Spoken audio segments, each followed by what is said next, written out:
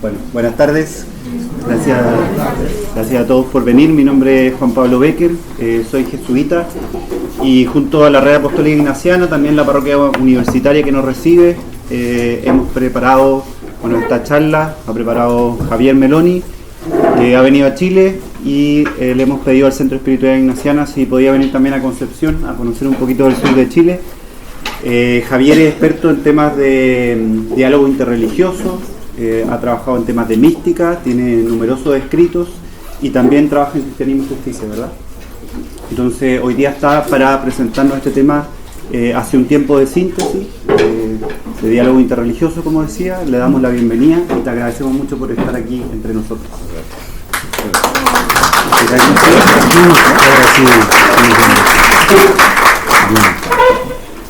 Pues muchísimas gracias por la invitación, por el voto de confianza que significa compartir la palabra.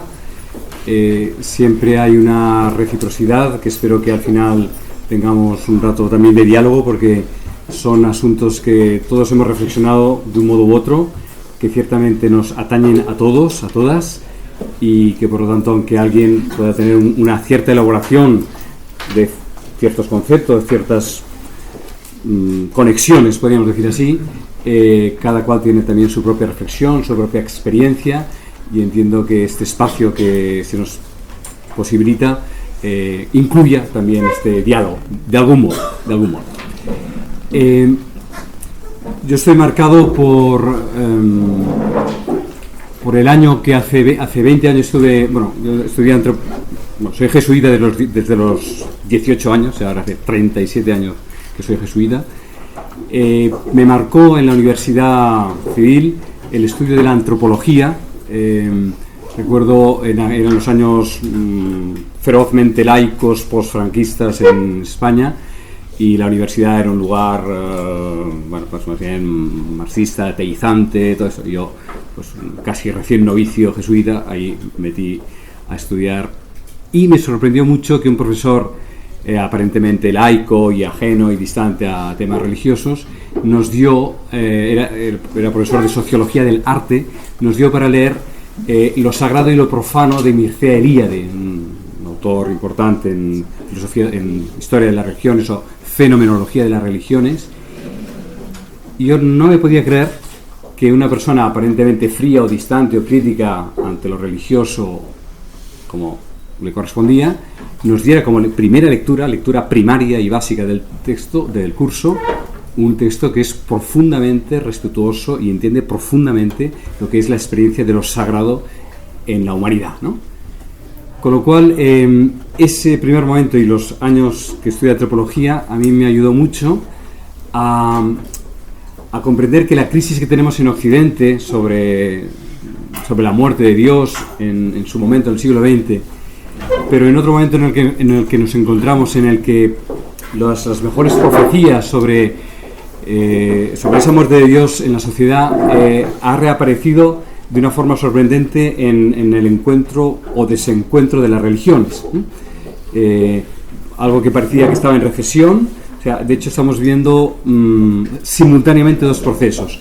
Hay un proceso de secularización, sin duda, y sus hijos o nietos, no sé por aquí, pero al menos por España y por las capitales, en las zonas rurales todavía hay vínculos más fuertes, pero en general, en esta aldea global, en esta gran clase media, podríamos decir, hay franjas con sus particularidades, pero podríamos decir que hay unos cuantísimos millones,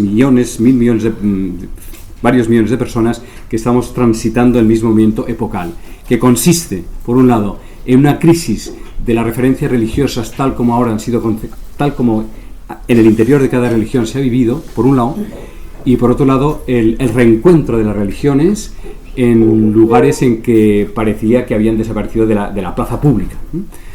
Aunque sea, yo estoy ahora pensando un poco más en Europa, que es lo que conozco más, aquí luego podemos especificarlo en su tierra, pero por ejemplo, pues todo el fenómeno islámico, ¿no?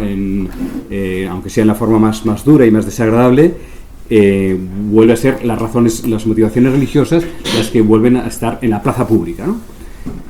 En la India, por ejemplo, pues ante el miedo de la modernización, de la secularización, hay un neo-brahmanismo, un neo-hinduismo muy duro, que utiliza los valores religiosos para fundamentar los valores de siempre, pero todo esto de formas muy complejas. Por lo tanto, nos encontramos en un momento nuevo de la humanidad. Nunca habíamos sido tantos, estamos en torno a los 7.000 millones de seres humanos. Según ciertas previsiones, podemos llegar a 9.000 o a 12.000 millones, depende de donde se detenga la curva demográfica, que no se sabe, si es que antes no hay un gran colapso del planeta, que no lleguemos, que por en medio esto se acabe por en medio, o haya una interrupción muy seria por en medio, ¿no? Y esto creo que todos somos conscientes de que esto puede pasar en cualquier momento y no podemos negar esta posibilidad, forma parte de la responsabilidad y de la corresponsabilidad que tenemos como humanos, ¿no? Por un lado, una superpoblación que no se había dado jamás en la historia del planeta, y por otro lado el fenómeno de la llamada globalización, que no es solo que somos muchos, sino que es todos, cada vez más estamos interrelacionados con todos, ¿no? En estos momentos es posible que llevemos prendas hechas en la China, o a través del celular podemos en cualquier momento conectarnos con cualquier lugar del mundo, y a lo mejor podemos saber antes una noticia de Pakistán o de Estados Unidos o de la China o de Singapur, de a lo mejor lo que está sucediendo en la calle de al lado esta tarde, ¿no? Entonces la espaciotemporalidad, las coordenadas espaciotemporales han saltado en 1000 pedazos, y entonces esto sin duda nos pone ante una nueva forma de estar en el mundo, ¿no? Las religiones son cosmovisiones, ¿eh? Cada religión ofrece una comprensión de la experiencia humana, de la relación con lo divino y de la relación con el cosmos, con la naturaleza. Religión tiene 3 posibles etimologías: religare, reelegere o reeligere. Religare significa crear vínculos. ¿Entre qué? La religión es el vínculo con el absoluto, con la ultimidad, con Dios, en las religiones teístas, pero con otros nombres en otras religiones, pero entendemos que nos referimos a la ultimidad, a lo absoluto, a lo definitivo. Pero no es solo con lo definitivo, porque a través de esa definitividad, a través de ese vínculo con el ser primero y último, forma una comunidad, da pautas de comportamiento, pautas éticas, pautas morales, por lo tanto también vincula una comunidad humana, unos vínculos con los hermanos, digamos, con los demás, y al mismo tiempo crea una relación determinada con la naturaleza. Hay unas pautas de alimentación, unas pautas de modo de relacionarse con la naturaleza, unas celebraciones del nacimiento y de la muerte, de la enfermedad, de la sexualidad, de la corporeidad. Los rituales de al comienzo y final del día tienen que ver con el movimiento de los astros, digamos, ¿no? Las 4 estaciones, todas tienen celebraciones anuales, por lo tanto hay un vínculo que simultáneamente es con lo divino, con lo humano y con lo cósmico, inseparablemente. Esta interrelación, esta intervinculación, esta religación es específica de cada religión, ¿no? De cada religación. Al mismo tiempo, las religiones son relecturas, religare, por tanto son interpretaciones ante el increíble misterio de la vida, arrojados a la vida o invitados a la vida. Vamos de sorpresa en sorpresa, o de susto en susto, o de desconcierto en desconcierto. Las religiones ofrecen un modo de comprender el misterio de la vida, del bien y del mal, de la vida y de la muerte, del amor y del desamor, del odio y del agrado. Por lo tanto, son interpretaciones del gran libro de la vida, ¿no? Son unas claves de lectura para leer el libro de la vida. A través de los textos sagrados que nos ofrecen, los textos sagrados dan unas claves de lectura para leer el gran libro de la vida, de la propia vida y de la vida que compartimos los seres humanos. Por lo tanto, son interpretaciones del absoluto, son dedos señalando a la luna. Pero como se ha dicho, como dice un proverbio chino, cuando el sabio señala a la luna, el necio se queda mirando el dedo. Y muchas de las dificultades que hay entre las religiones es que nos podemos discutir con qué dedo se ha de señalar la luna, si ha de ser con el meñique, con el índice, con el pulgar, si ha de ser dedo de hombre o de mujer, si ha de estar pintado o no pintado, si ha de tener sortijas, si ha de ser el dedo del pie incluso, ¿no? Y mientras hablamos de los dedos, ¿quién mira la luna? ¿No? O mientras hablamos de los dedos, ¿quién tiene el coraje y la confianza de hacer el recorrido incierto y al mismo tiempo absolutamente atrayente y que es lo único, al fin y al cabo, que casi merece la pena de recorrer, ¿no? Que es esa distancia que hay entre el dedo y la luna, ¿no? Si nos ponemos a discutir sobre los dedos, pues uno va a prevalecer sobre el otro o al final nos los vamos a acabar arrancando como desgraciadamente hemos hecho también a lo largo de la historia de la humanidad en el encuentro entre las religiones. O bien, si creemos que Dios trasciende todo lo humano, ¿no? Y todo lo de aquí abajo, digamos, ¿no? Y que la luna es esa imagen que está más allá de los dedos, ¿qué problema hay de que hayan diversos dedos o muchos dedos señalando desde diferentes lugares hacia el mismo lugar, ¿no? Al contrario, cuantos más dedos haya que señalan hacia la misma dirección, más focos y más nos ayudamos a ir en esa dirección y no distraernos en otras direcciones, ¿no? Bien, esto como una primerísima aproximación.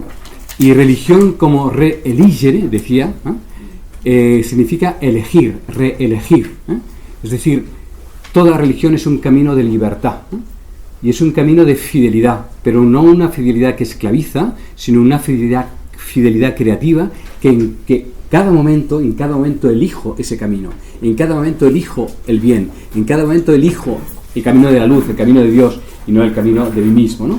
Y eso está por ser recorrido y es un acto que se ejercita en cada momento, ¿no? Religare, reelegere y reeligere tienen un re al principio de cada palabra, ¿no? Y ese re es un prefijo de dinamismo, de movimiento, de creatividad. No es ligare, legere o eligere, sino que es esa ligación se hace continuamente porque cada vez más hay más elementos a poner en relación. Esa interpretación es una continua comprensión, profundización, indagación de los textos, de lo que nos dicen los textos para poder interpretar el aquí y el ahora, y esa elección es una elección lúcida que genera libertad y que permite la renovación continua de ese sí, que continuamente estamos llamados a dar, ¿no? Bueno, entonces estas tres maneras de comprender las religiones, desgraciadamente a lo largo de la historia de la humanidad ha habido mucha dificultad, ¿no?, para admitir la religión del otro, ¿no? Porque como es tan importante lo que la religión da, que es el vínculo con lo absoluto, y lo que está en juego es la vida, la salvación, en el lenguaje cristiano, pero sería la iluminación, en el lenguaje hindú o budista. Cada tradición religiosa tiene su manera de decir que lo que está en juego es algo fundamental, no algo secundario o anecdótico, sino nuclear de la experiencia humana. Entonces, como el vínculo es con el absoluto, el peligro que tenemos es de absolutizar el vínculo que nos vincula con lo absoluto. Lo absoluto es hacia donde apunta la religión, pero el modo en la mediación, bueno, eso es lo que hay que ver históricamente cómo se ha desarrollado, hay que ver históricamente cómo se ha manifestado, hay que ver históricamente cómo convivimos con las diferentes maneras de religación con esta ultimidad que cada tradición además llama de un nombre diferente. Históricamente hablando, podemos decir que hay como tres grandes etapas en el encuentro con el otro, que se puede aplicar tanto a la religión como también a las culturas y a las civilizaciones. Luego lo vamos a aplicar a la religión, pero no solamente tiene que ver con la religión, sino tiene que ver con la alteridad, con la vida del otro, con el modo en que el otro tiene de creer, de pensar o de vivir. Se habla de un primer momento en la historia de la humanidad que sería la etapa tribal, una etapa que duró probablemente, depende hasta donde nos remontemos al origen del ser humano, pero Si nos vamos muy lejos, nos vamos a 3 millones de años, pero si nos vamos un poquito más cerca, podemos hablar de 50.000 millones de años, de 50.000 años, que es el tiempo de la caza, de cuando el ser humano vivía de la caza y recolección, y entonces vivíamos en pequeños grupos, ¿no? Grupos pequeños, porque la relación entre los medios de subsistencia y la capacidad del grupo de alimentarse de plantas o vegetales o animales que hubieran por allí hacía al grupo muy pequeño, y entonces esos primeros núcleos humanos son endogámicos, o sea, tienen unas leyes muy estrictas hacia adentro, porque el entorno es muy amenazante, entonces tiene que haber una gran cohesión interna, y podemos decir que los dioses de cada tribu, ¿no?, son los dioses de mi tribu, de mi grupo, que están en lucha en contra de los dioses de las demás tribus, ¿no?, o de los espíritus, porque digamos, el conflicto de abajo es el conflicto de arriba, ¿no? En esta primera etapa de la humanidad, las religiones y los dioses, digamos, solo rigen para el grupo, ¿eh? Y están claramente enfrentados o distanciados a las demás tribus o a los demás grupos. Podemos hablar de esta etapa tribal aislacionista. Hacia los 10.000 a.C. o 5.000 a.C., también depende de donde nos situemos del planeta, se produce un siguiente paso, que es la aparición de la agricultura y de la ganadería, donde ya no se trata de cazar los animales que aparezcan o de tomar las plantas que den su fruto, sino que hay un cultivo, hay unos espacios donde se lleva la ganadería, y entonces se empiezan a necesitar los ríos para poder, cuando hay sequía, almacenar agua y evitar que haya sequía, cuando hay inundación, protegerlos para que no inunden, y eso va creando las grandes civilizaciones. Las civilizaciones son comunidades supratribales, ya no es el pequeño grupo, sino que es un conjunto de primero tribus, y luego hay los procesos iniciales de urbanización, donde la identidad, digamos, tiene un carácter universal. Uno entiende que lo que sirve aquí también podrá servir allá, y que la creencia en el Dios ya no es un Dios de mi tribu, sino que es un Dios universal, que es un Dios para todos, y que por lo tanto atañe también a los demás, al que crean al Dios en el que uno cree. Esto empezaría pues en Mesopotamia, en Grecia, en China, en Latinoamérica pues sería en torno de los imperios incas, mayas, cuando las grandes civilizaciones índicas o andinas son supratribales, y también pues tienen un solo dios, que es o sus dioses, pero los demás se incluyen en esa única creencia. Esta segunda etapa podemos llamarla universalista expansionista, ¿no? Es universal.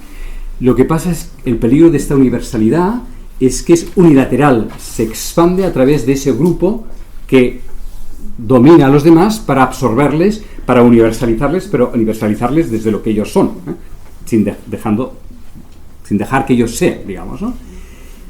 Podemos decir que el judaísmo y el hinduismo son religiones tribales.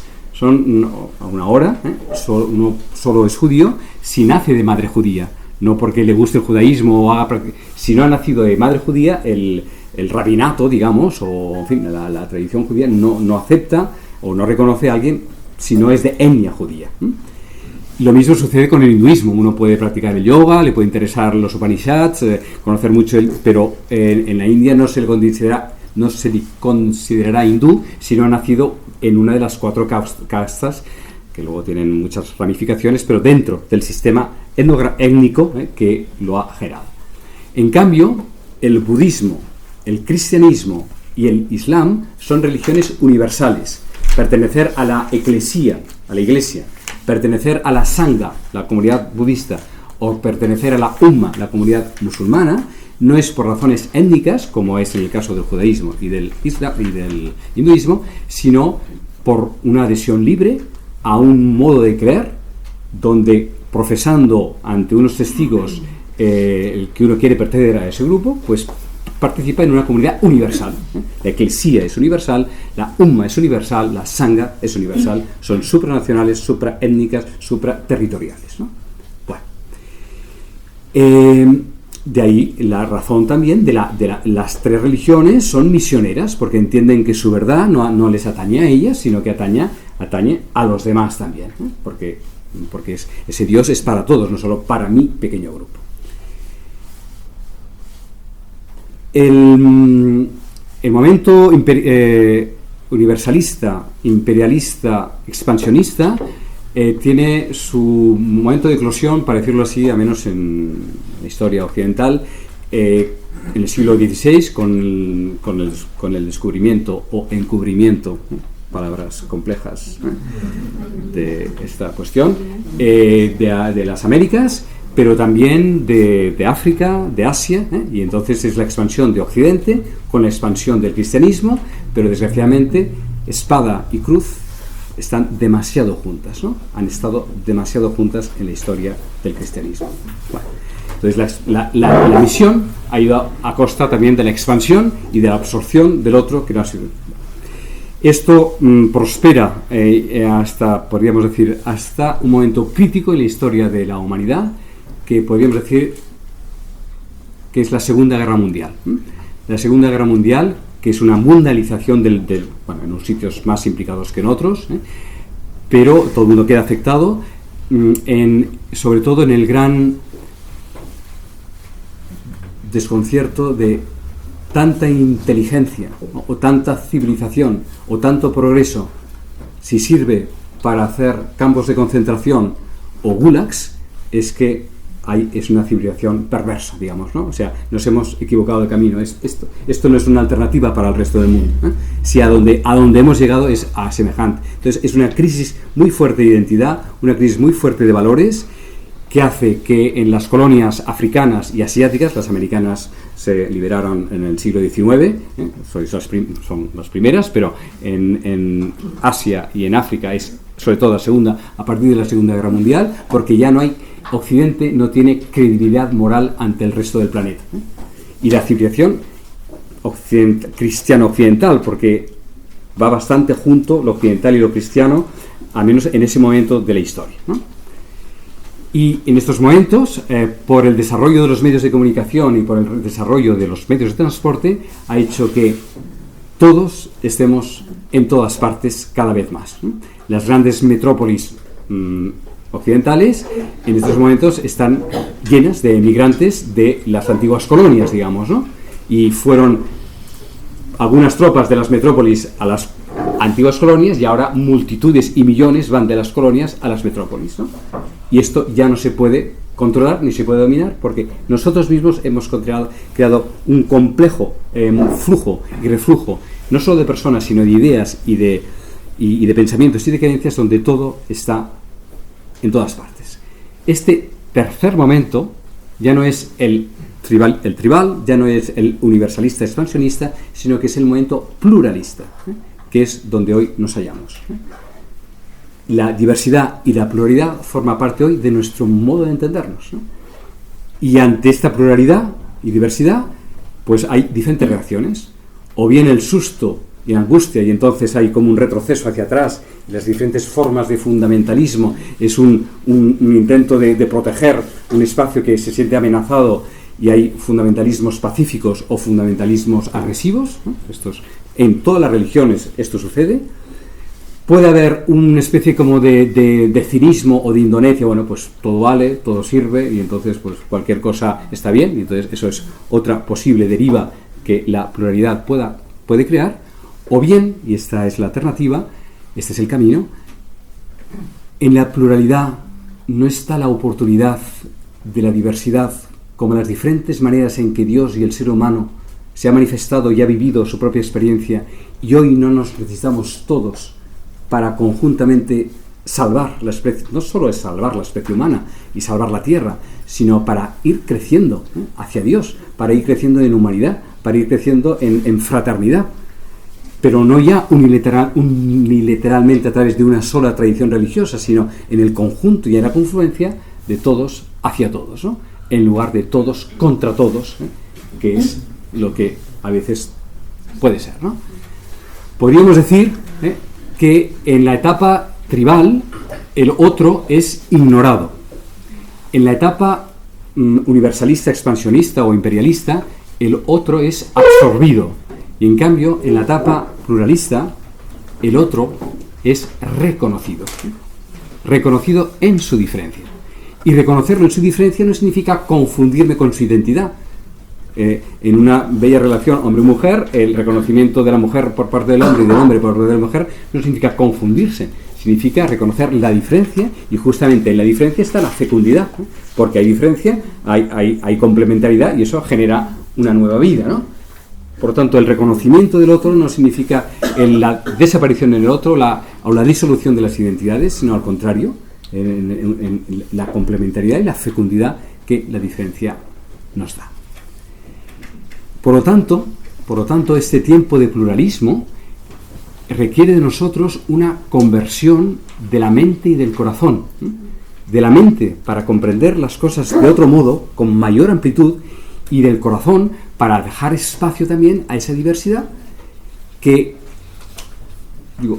durante tiempo habíamos podido ignorar, que durante tiempo hemos podido absorber o creer que asimilar, o tal vez hoy día podemos aprender a convivir, ¿no? Se habla en el diálogo interreligioso de la diferencia entre el diálogo dialéctico del diálogo dialógico. El diálogo dialéctico es el encuentro con el otro pensando que uno de los dos tiene que vencer. Entonces sacamos todas nuestras espadas dialécticas, argumentales, eruditas, para acallar al otro, ¿no? O para convencerlo o para humillarlo, ¿no? Al final para convencerlo, y si no puedo convencerlo, humillarlo, ¿no? Exterminarlo de alguna manera, no exterminarlo verbalmente, al menos hasta ahí, ¿no? En un diálogo dialéctico uno vence aparentemente y el otro pues es vencido, ¿no? Pero en verdad los dos han perdido, porque también el que cree que ha ganado se pierde de escuchar la verdad que tenía el otro, ¿no? Creyendo que solo él o ella tiene la verdad, se priva de acoger eso de verdad que había también en el otro, ¿no? Eso sería el diálogo dialéctico. En cambio, en el diálogo dialógico, en la escucha y en la reciprocidad del encuentro, se va generando algo nuevo. El diálogo mismo se convierte en una revelación o en una teofanía, en el sentido de que en la escucha de la palabra que yo emito, pero también de la palabra que recibo de la otra persona, se abre algo que al comienzo del diálogo no estaba y al final sí está. Y no por esto hemos quedado anulados en nuestros posicionamientos, sino que hemos quedado enriquecidos y ha aparecido un espacio nuevo que no existía antes de dialogar. Este es el camino, ¿no? Que podamos encontrarnos los unos a los otros dialógicamente, dialogalmente, a través de la belleza que tiene la palabra, cuando nos damos espacio para dejar que la palabra del otro me fecunde, germine en mí y mi respuesta no sea simplemente el devolverle compulsivamente lo que yo pienso, sino que sea habiendo acogido lo que se me ha dicho y creyendo que se abre un espacio nuevo cuando nos escuchamos.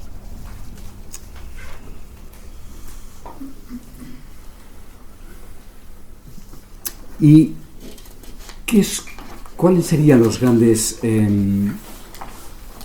lugares de la escucha, ¿no? O sea, cuando hemos hablado de religión más en abstracto, pero podemos precisar un poco más en las constelaciones o en los modos religantes o religiosos que hay en el planeta, ¿no? Decíamos que la realidad, ¿no?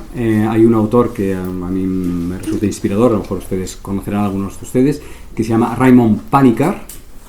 ¿Les suena? Algunos quizás, ¿eh? Bueno, es de padre indio hindú y de madre cristiana española, catalana, que vivió a principios durante el siglo XX, y en su propia piel, digamos, ¿no?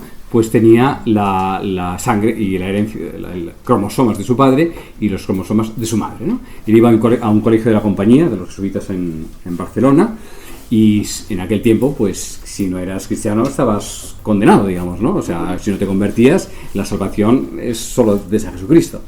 Y él iba a su casa y veía a su padre piadoso y honesto y buen padre y tal, que era hindú.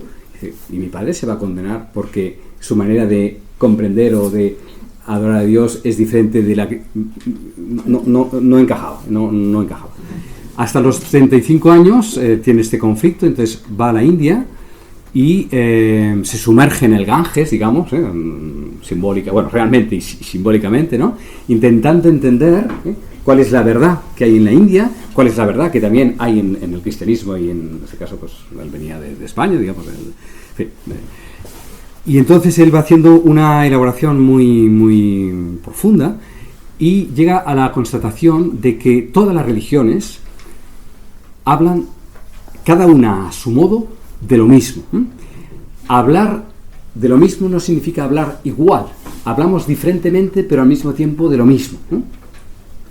Todas las flores son flores porque tienen unas raíces, un tallo, una péstula, unos pétalos, y cada flor es diferente, y al mismo tiempo podemos decir que son flores porque lo que hacen, en la función que hacen en la naturaleza, esa transición entre la primavera y el verano, entre el fruto y la semilla, etcétera, es propio de la flor, ¿no? Y la belleza de la tierra es la pluralidad de flores. Si no hubieran unas flores qué aburrido, ¿no? Y si solo hubiera un tipo de árbol en nuestros bosques, si hubiera un tipo de perro, un tipo de animal, pues la vida se ha manifestado pluralmente, y Dios se ha manifestado también con múltiples formas en que los humanos han interpretado esa manera de vincularse con Él, ¿no? Pero lo que hay en común en las tres, en todas las religiones, es la comprensión de la realidad divina. Hay una dimensión trascendente, una dimensión humana, afecta a la comunidad humana que está viviéndola y también la relación con los demás, y esta relación con la naturaleza. Él habla de la realidad cosmoteándrica. Cosmos, theos, andros. Cosmos, la tierra; theos, Dios; andros, ser humano. La realidad cosmoteándrica es que todo lo que vivimos tiene una dimensión divina, una dimensión humana y una dimensión cósmica. Por ejemplo, este agua que hay aquí es H2O, son una combinación de gases que toman forma líquida y que forman parte del cosmos, vienen de las montañas, de los ríos, de las lluvias, pero una dimensión cósmica. El agua que en estos momentos está aquí servida, está puesta en un vaso, ha sido elaborada por diferentes personas para llegar hasta aquí, por lo tanto tiene una dimensión humana, alguien amablemente la ha preparado para que no me muera de sed a cada un rato, por lo tanto tiene un aspecto humano en cuanto que forma parte en estos momentos de la vida. Y tiene una dimensión, digamos, espiritual o trascendente, en cuanto que simboliza la pureza, la vida, la purificación, la transparencia, el fluir. Es un símbolo que está presente en muchas tradiciones religiosas como elemento purificador o vivificador o lo que fuere, ¿no? Y así podríamos ir diciendo lo mismo de cada una de las manifestaciones que hay en la Tierra, ¿no? Todo tiene una dimensión humano, divina, cósmica. Bien, dicho esto, podríamos de alguna manera clasificar las grandes tradiciones religiosas del planeta según estos tres grandes ejes, sabiendo que todo está en todo. Existe un gran número, digamos, una constelación de lo que llamamos religiones aborígenes. Las religiones aborígenes, el nombre es muy bello, también se puede decir religiones indígenas. Ustedes aquí tienen, ¿no?, toda la tradición mapuche, toda la tradición andina. Tiene que ver con la relación con la tierra, sobre todo. La religión aborigen significa desde los orígenes, que está en los orígenes. Todos nosotros fuimos aborígenes en los orígenes, ¿no? Y todas las religiones vienen de creencias inicialmente aborígenes. Lo propio de las religiones indígenas o aborígenes es que su experiencia de lo sagrado se da a través de la naturaleza, ¿no?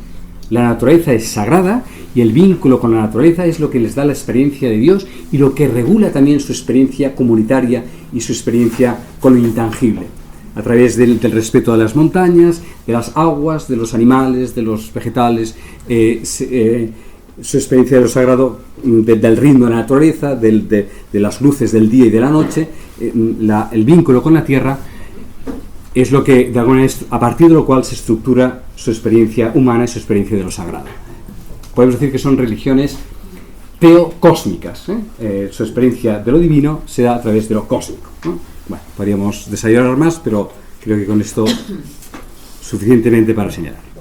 Existe otro grupo de religiones que son las religiones teístas personalistas, donde Dios es el tú por excelencia, ¿no?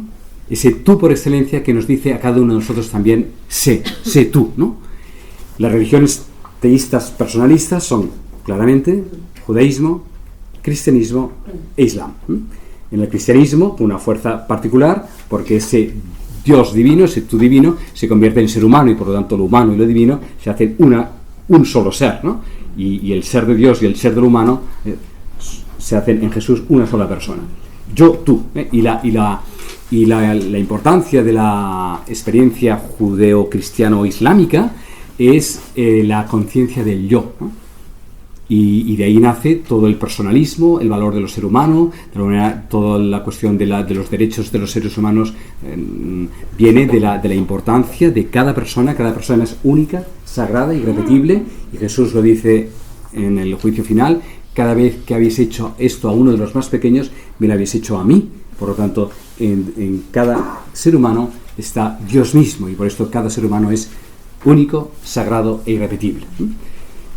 Esto es propio, este es el gran acento, con sus matices, de las religiones teístas, que en el cristianismo, en la persona de Jesús, esto adquiere todavía más densidad y más claridad.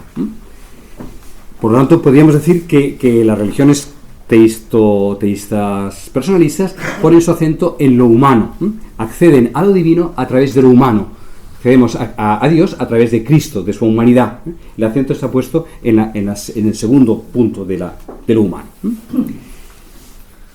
Y por último, están las religiones asiáticas, que podríamos llamarlas o identificarlas como religiones oceánicas. Lo propio del hinduismo, con matices, pero generalizando, del budismo y del taoísmo, religión china, es que la experiencia más profunda tiene que ver con el todo y no con la parte.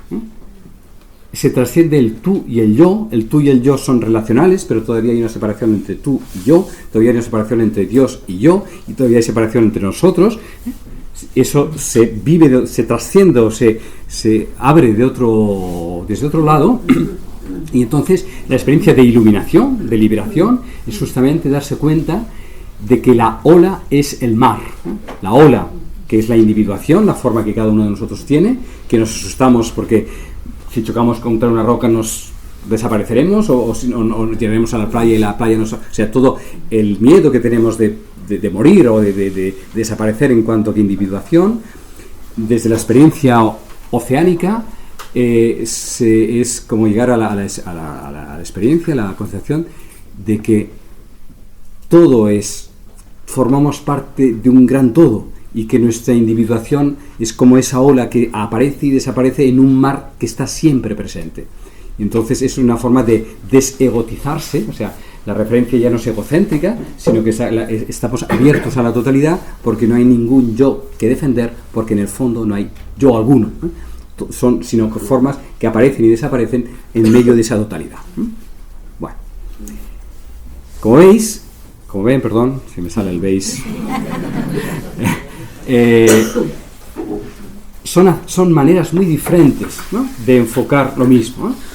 Todos estamos en la misma, todos tenemos la misma experiencia humana, todos vivimos la misma salida del sol y la misma caída del sol, todos tenemos los mismos dolores y los mismos amores o desamores, pero la misma suerte o mala suerte. Bueno, todos, cada uno tiene la suya suerte. No, lo que quiero decir es que como humanos, pero la manera en que cada religión comprende, y no solo comprende, sino que hace camino a partir de la experiencia hacia esa liberación o hacia esa salvación es diversa, y por eso las religiones son distintas.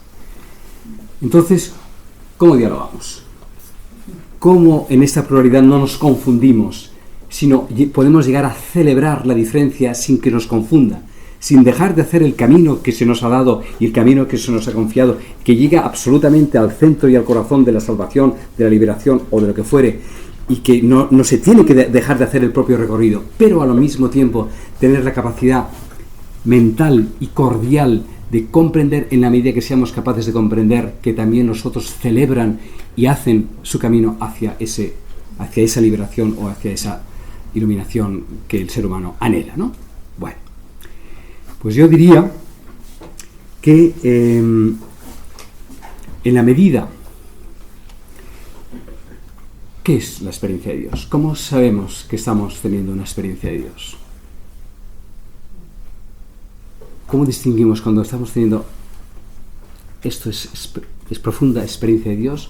¿Cómo sabemos que es de Dios y no es de otra cosa? ¿Qué lo hace ser de Dios?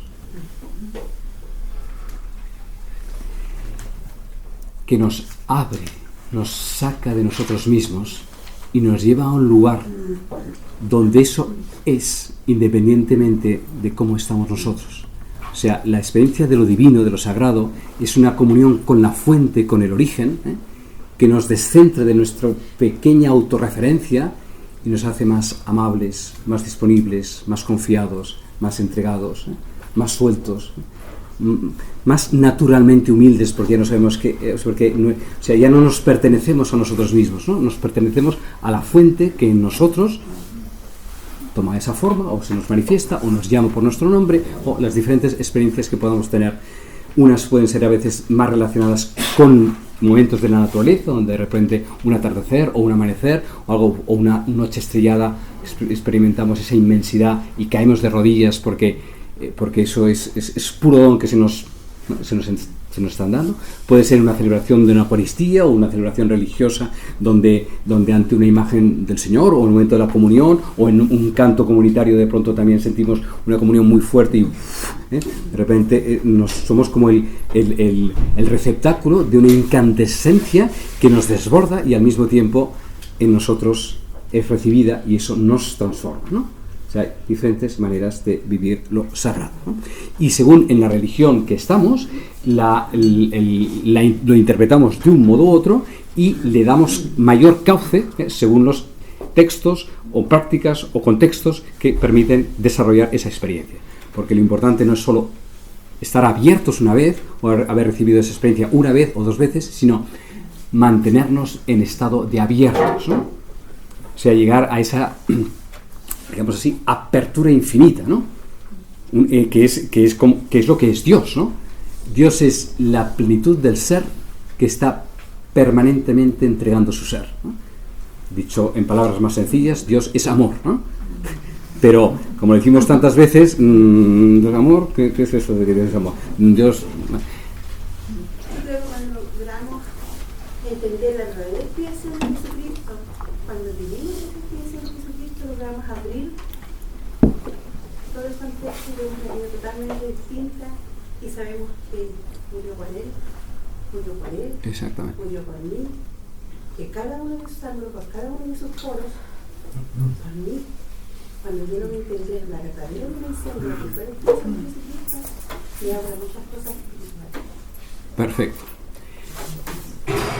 Podemos llegar a admitir, y aquí está lo complejo del diálogo interreligioso, que otras personas pueden abrirse a esa experiencia a través de una mediación que no necesariamente sea la de Jesús.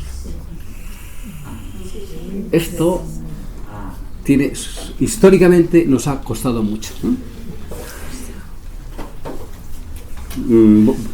Voy a ir hasta allá, pero retorcemos un poco para ir lentamente hasta donde quiero llegar, porque estas cosas han de decir despacio, porque no estoy negando nada de lo que creemos, pero sí que hay que abrirlo, yo creo que mucho más. Bueno.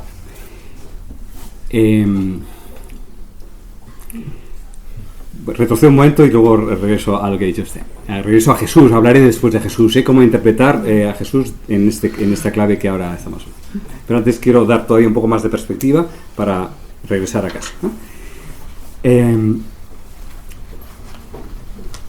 Si la experiencia de Dios, de lo divino, de lo sagrado, es una experiencia de apertura, significa que esa experiencia o el camino religioso que hagamos nos tiene que abrir al misterio de Dios, o sea, cada vez ser más capaces de comprender y percibir a Dios en toda su plurimanifestación, porque Dios no se manifiesta solo de una manera, está continuamente manifestándose por todas partes. Por lo tanto, crecer en la capacidad de acoger y de reconocer el misterio, y esto es la vía mística. El segundo polo, si la realidad es cosmoteándrica, el segundo polo es la dimensión humana, ¿no? La experiencia, si la experiencia de lo sagrado, la experiencia religiosa es auténtica, nos abre a lo humano, y esto significa crecer en capacidad de amor, de solidaridad, de compromiso, de atención de unos por otros, de ternura, de atención, de compromiso a todos los niveles políticos, sociales, económicos. Por lo tanto, eso abre la vía ética. Un camino verdadero religioso tiene que hacernos cada vez más finos y más complejos en la vía ética de nuestra relación con los demás, con la comunidad humana. Y en cuanto que la realidad es naturaleza y es cosmos, esa apertura de lo sagrado nos tiene que hacer más sensibles a la vía ecológica, que es al respeto y al amor por la madre tierra y todo lo que de ella viene, ¿no? Esa apertura nos despliega cosmoteándricamente en las tres direcciones, ¿no? Y el criterio, digamos, de interreligioso, pero también incluso ante la secularidad, de si el camino que vivimos es verdadero a través de nuestro lenguaje, de nuestra religión, pero que se confronta con el camino de las demás religiones, es que eso te abre más al misterio de Dios, te abre más a la hermandad y a la fraternidad, y te abre más al respeto y a la conciencia de vivir en la tierra y por tanto venerarla, agradecerla y respetarla.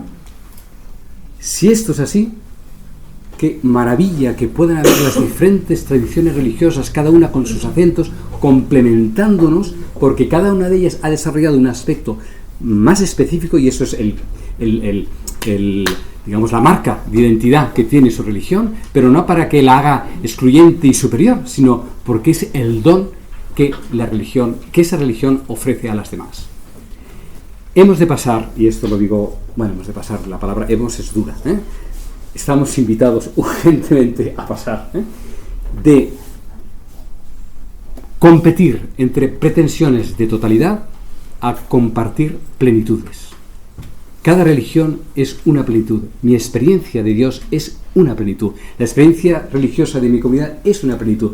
Pero esa plenitud no es para imponerla a los demás, es para compartirla con los demás, no para imponerla a los demás. La misión del Evangelio no es una imposición a los otros, es una invitación, es una irradiación de vida para que los demás también la comportan, pero no para ahogar a los demás en mi verdad, porque ¿qué sé de la verdad del otro? Que a lo mejor la está viviendo de un modo que no es con mi lenguaje, pero que a lo mejor también está ahí Cristo resucitando, aunque sea de un modo que yo no sé, ¿no?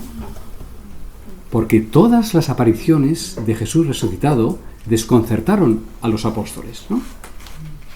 En todas las experiencias de resurrección hay primero un no reconocimiento. María Magdalena está ante él en el sepulcro y no sabe, que se piensa que es un hortelano. Los dos discípulos de Maús van hacia Maús y se piensan que es un extranjero.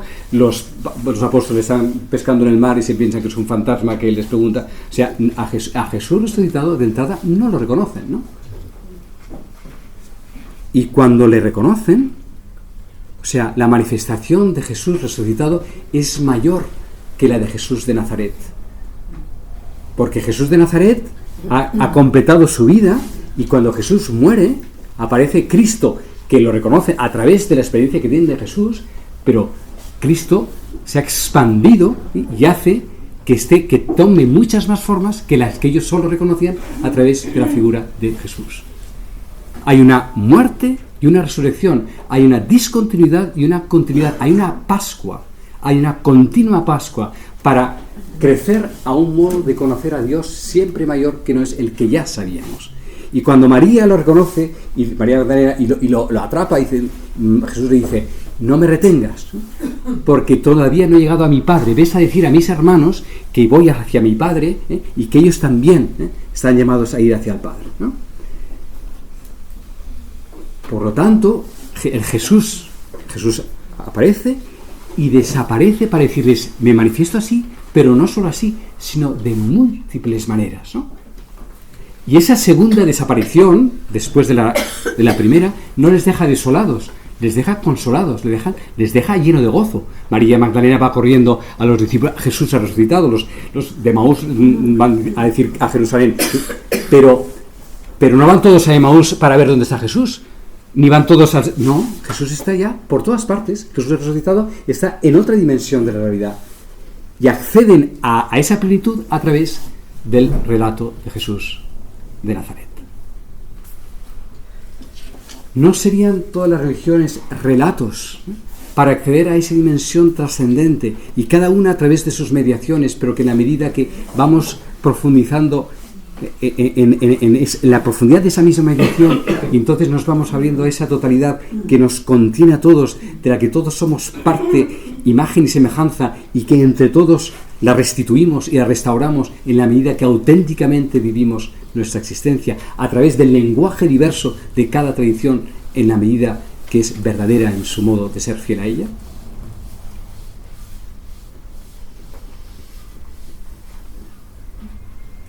Bueno,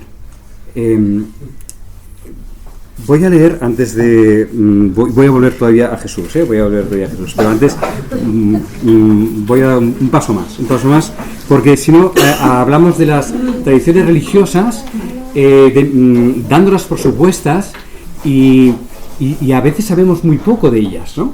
O sea, ¿realmente qué sabemos del Islam, aparte de los 4 tópicos que nos dan por la televisión o por el Google? ¿O qué sabemos del budismo, aparte de la imagen de un Buda que a veces no sabemos si está dormido, con todo respeto, ¿no? O sea, que tenemos nuestras ridiculizaciones, ¿no?, de lo que no conocemos, ¿no? Y lo mismo podríamos, o de los brazos de Shiva, ¿no? Que aquellos brazos, que esto que es, ¿no? ¿Cómo se puede adorar esto? No sabemos nada de los demás. Tenemos muy poco conocimiento, ¿no? Entonces, también el diálogo interreligioso es una responsabilidad, o incluso una exigencia, a conocer en verdad y en profundidad lo que nuestros hermanos y hermanas humanos creen como camino hacia esa verdadera humanidad. Entonces, lo que quiero decir es, voy a leer algún pequeño texto para que escuchen un poco de música, de otras tradiciones, y ver que no es tan lejana a la nuestra. Voy a leer primero, siguiendo este registro, vía mística, lo divino, vía ética, humano, vía ecológica, tierra. Este es un poco mi esquema de fondo. Bueno, vía mística, el camino hacia el misterio, hacia el concilio de Laterán del 1200 y pico, cuando los santos padres se reúnen para definir a Dios, ¿no? El decreto que dice en el concilio de Laterán dice que conste que todo lo que digamos de Dios es más la de semejanza que la semejanza de lo que vamos a decir.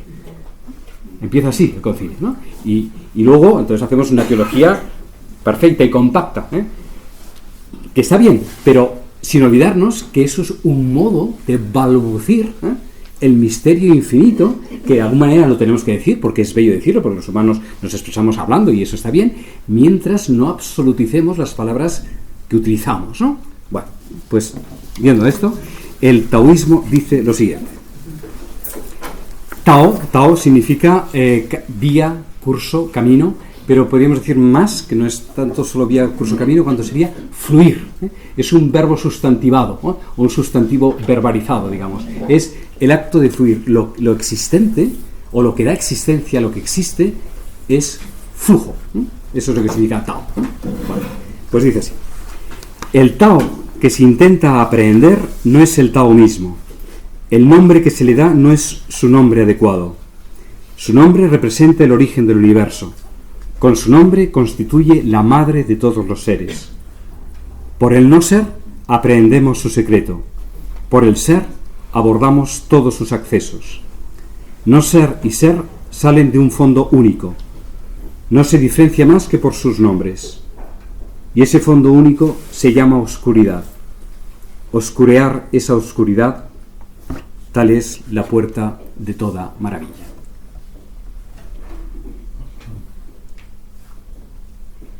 Oh noche oscura, ¿no? Oh noche más amable que la alborada. Oh noche que juntaste amado con amada, amado en el amado transformada, ¿no? San Juan de la Cruz, ¿no? La noche, ¿no? No entendida como el lugar de la angustia y de la solución, sino como el lugar de la intimidad, el lugar donde las formas, o sea, en la noche vemos otras cosas, ¿no? En las noches no se ven las estrellas, ¿no? Necesitamos la luz del día, sí, pero también la luz de la noche revela cosas que no revela la luz del día, ¿no? Pues esa noche no es la noche del no ser, es la noche que alumbra al ser, que está antes del ser, ¿no? Y eso es a donde apuntan todas las religiones, ¿no? Dice el Tao también: la bondad suprema es como el agua, que favorece todo y no rivaliza con nada.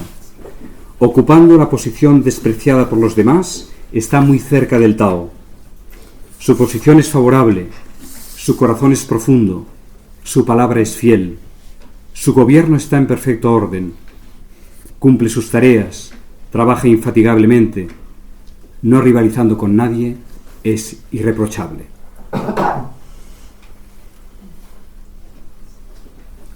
¿No es de todos este texto? ¿Es taoísta? ¿Es cristiano? ¿Islámico? Es de todos, es la sabiduría de la humanidad, ¿no? Sí, necesitamos a lo mejor poner la etiqueta de identificación, pero el sabor del vino, ¿no? Es mucho más importante que la marca del vino, ¿no? O utilizamos la marca del vino para saber cuándo está hecho, dónde está hecho, pero al final de lo que se trata es de beber el vino, ¿no? Y este texto es de todos y de nadie al mismo tiempo. Nadie se puede apropiar de él, ¿no? Ni el taoísmo mismo se puede apropiar de él. No le pertenece. Si le pertenece, ya deja de ser, es contradictorio con lo que está diciendo, ¿no?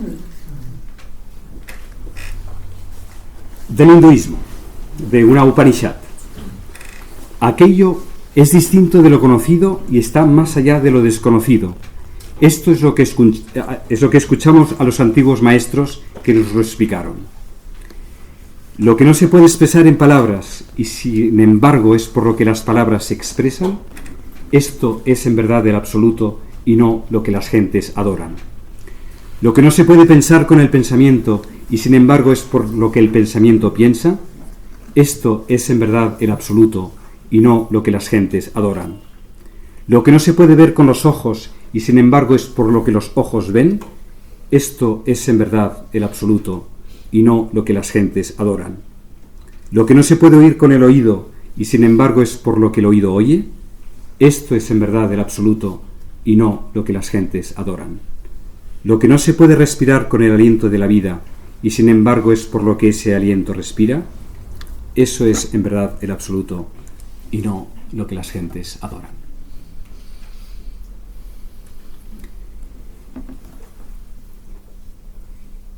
Dios no está allá, está acá, pero está tan acá que no lo percibimos y entonces lo ponemos allá.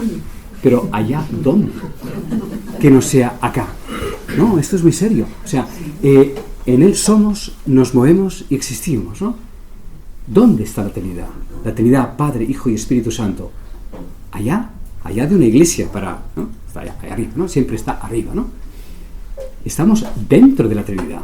El Padre está continuamente engendrando a su Hijo dentro de sí, y el Hijo es la exterioridad del Padre, que es toda la realidad que está continuamente siendo engendrada desde dentro de Dios. Y el Espíritu Santo es el flujo continuo que hay entre el Padre, que es ese fondo originario y esa forma manifestada que toma concretud y perfil y contorno en cada uno de nosotros. Jesús es la plenitud de esa conciencia humano-divina que en Él se ha hecho plena transparencia, y en nosotros eso es proceso para que acontezca. Pero eso no sucede allá. Esto está sucediendo en cada momento, aquí y ahora. Entonces, el acento cristiano es personificarlo. Entonces, pues decimos que Dios es Abba, que es Padre, nos relacionamos con Jesús porque nos sentimos hermanos y nos sentimos, y ese es el don del cristianismo, por supuesto. Pero al mismo tiempo desde otros ángulos, otras tradiciones religiosas dicen sí, y al mismo tiempo de otra manera y de otras formas, y eso no contradice la nuestra especifica una manera, y en esa manera está la totalidad, pero al mismo tiempo no niega que otros de otra manera hayan tratado de decir lo mismo de otra manera. Delicado, sé que es la punta de una cresta, digamos. Nos podemos resbalar para un lado donde todo es cualquier cosa, o podemos ir a lugares muy sublimes y absolutamente necesarios en el momento en que hoy vivimos para ser capaces de traducir el lenguaje de las diferentes religiones en lo esencial que ellas tienen y reconocer en ellas el legado de sabiduría que han recibido. Voy a leer 2 textos más y acabo para que haya un diálogo, porque entiendo que forma parte de lo que... Un texto de la tradición musulmana. Bueno, 2 textos, uno muy breve y otro un poco más largo. Un texto del Corán, dice así: quien mata a un inocente, mata a toda la humanidad. Quien salva la vida de un inocente, salva la vida de toda la humanidad. Esto podía haber sido dicho por Jesús mismo, ¿no? O por cualquiera de nuestros místicos, ¿no? En cada uno de nosotros estamos todos, ¿no? Esa es la experiencia mística, esa es la experiencia religiosa que es formulada de diferentes maneras, según los lenguajes y las épocas, pero que atisban, y si cuando escuchamos esto decimos, sí, esto es de todos, ¿no? Y de nuevo, y nadie se puede apropiar de esto, porque es de todos, no es de nadie, Cuando es de alguno, ya lo estropeamos, ¿no? Bueno, y otro texto de los sufíes, la vía mística, digamos, del Islam, dice, en un diálogo imaginario dice así: Dios me interpeló, Abu Yazid, nadie se acerca tanto a mí como el que viene a mí con aquello que no es mío. Dios mío, ¿qué es esto que no es tuyo que permite acercarse a ti? ¿Dónde debo conseguir eso que no es tuyo? Abu Yazid, la privación y la pobreza no son mías, pero tengo la posibilidad de hacer acercarse a mi alfombra a quien las desea. Dios mío, muéstrame la gente de la pobreza y de la privación. Él me los mostró. Era un grupo diseminado. No había entre ellos empujones ni rivalidad. En su puerta no había ruidos ni gritos. Entonces yo prometí no preferir nada por encima de la privación y de la pobreza.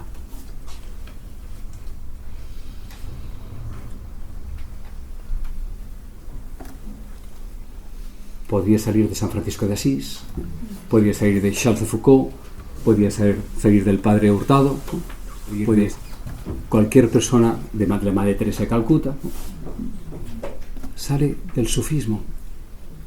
¿Qué importa de dónde salga? Lo importante es que salga, ¿no?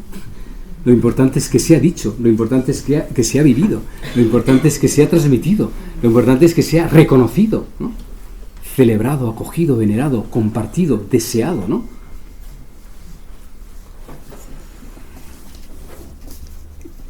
Voy a leer 2 textos más, uno todavía en el ámbito, digamos, ético, y luego leo último sobre lo cósmico. Lo que leo ahora es un texto budista. Esto pertenece a un monje del budismo Theravada, del budismo primitivo, camboyano, que estuvo muy comprometido en la guerra civil de los años 50 o 60 en Camboya, de tal manera que él y su gente iban a los campos de minas antipersonas, ¿no? A detectarlas donde estaban, pues el gran problema que ha pasado en muchos de estos países, bueno, aquí también ha pasado en las selvas, ¿no? Que las minas quedan ahí y luego años después pueden explotar de la manera más terrible, ¿no? Entonces había acabado la guerra, pero las minas seguían, ¿no? Pues él y algunos más avanzados de su comunidad se acercaban a las zonas minadas para detectar con la vibración de su meditación, o sea, con la apertura de la meditación que hacían, para percibir dónde estaban esas minas escondidas, ¿no? O sea, la finura de la percepción de esa energía que desprendemos todos les permitía identificar esas zonas oscuras, ¿no?, que eran las minas, ¿no? Él así expuso su vida durante años para liberar y ayudar a su pueblo. Bueno, pues este hombre tiene este poema, digamos así. El sufrimiento de Camboya ha sido profundo. De este sufrimiento surge una gran ternura. La ternura pone paz en el corazón. Un corazón pacífico da paz a un ser humano. Un ser pacífico pone paz en una familia. Una familia pacífica pone paz en una comunidad. Una comunidad pacífica pone paz en una nación. Una nación pacífica pone paz en el mundo.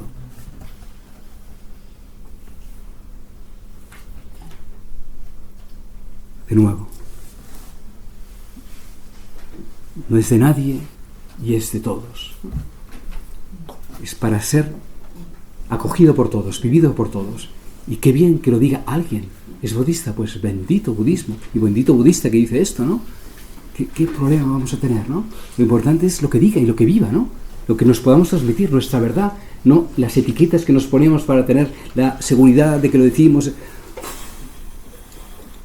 Está bien para empezar, pero hemos recorrido y llevamos años y milenios caminando, ¿no? Y ahora estamos en un momento difícil, ¿no? Difícil, ¿eh? Y difícil y al mismo tiempo de una gran oportunidad. Probablemente nunca había habido tanto caos, ¿no?, y tanta confusión, y al mismo tiempo nunca había habido tanta oportunidad y tanta claridad también, ¿no? O sea, hemos avanzado civilizatoriamente y generacionalmente en aspectos que son mucho, o sea, somos mucho más receptivos de lo que nos imaginamos para poder realmente dar este paso que se nos invita a dar, ¿no? Y acabo con un texto de la tradición Lakota, de los indios, de los indígenas del norte de América. Podría haber elegido de algún texto de aquella de vuestro continente del sur, pero tenía este. Avergonzado cuando lo leí, profundamente avergonzado cuando lo leí, de las películas que había visto en mi infancia de vaqueros y indios y vaqueros, ¿no?, como la mayoría de donde los indios parecen unos pobres bárbaros imbéciles, con todo el respeto, que hablan en infinitivo y que se dedican a cortar las cabelleras de los que entran en su territorio, ¿no? Mientras nosotros hacíamos películas así, ¿no?, sobre ellos, ¿no?, ellos en sus danzas, ¿no?, y en sus oraciones cantaban esto. Cada paso que des por la tierra debe ser una plegaria. La fuerza de un alma pura y buena está en el corazón de cada persona y crecerá como una semilla cuando camines de forma sagrada. Y si cada paso que das es una plegaria, entonces caminarás siempre de forma sagrada.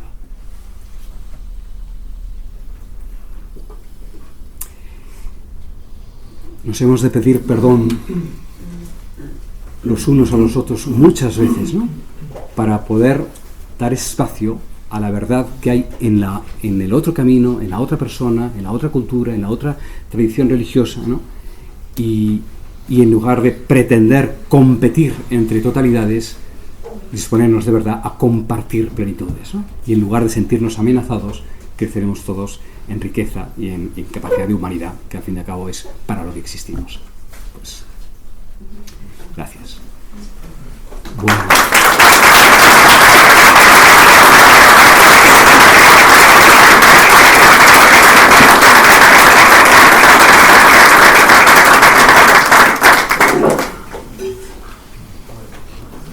Tenemos un rato de... Sí, hay un momento de preguntas. Si quieres juntamos 2 o 3 y después puedes contestar o una como prefieras. Bueno, vamos a ver 3 juntas. En general me prefiero contestar una por una, porque en cada pregunta hay una persona y esa pregunta merece ser escuchada en sí misma. O sea que vamos a contestar una por una, sí. Sí. ¿Alguien primero, después?